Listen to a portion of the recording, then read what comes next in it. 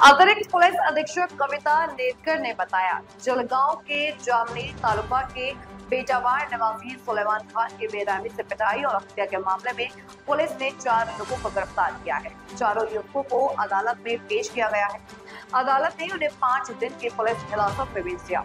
Jamner police station में mob leaching, अपहरण और दंगा भड़काने समेत विभिन्न धाराओं के तहत मामला दर्ज किया गया है। आरोपींना आज दुपारी आपण न्यायालयात हजर केल्यानंतर माननीय न्यायालयाने 5 दिवसांची पोलीस कस्टडी ही सदर आरोपींना दिलेली आहे।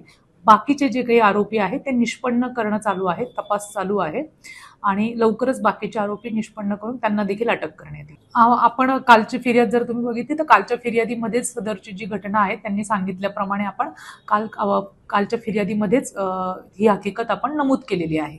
आपण गावामध्ये सफिशियंट एवढा बंदोबस्त आपण ऑलरेडी ठेवलेला आहे आणि तसा काही प्रश्न निर्माण होणार नाही याची काळजी आपण घेऊ।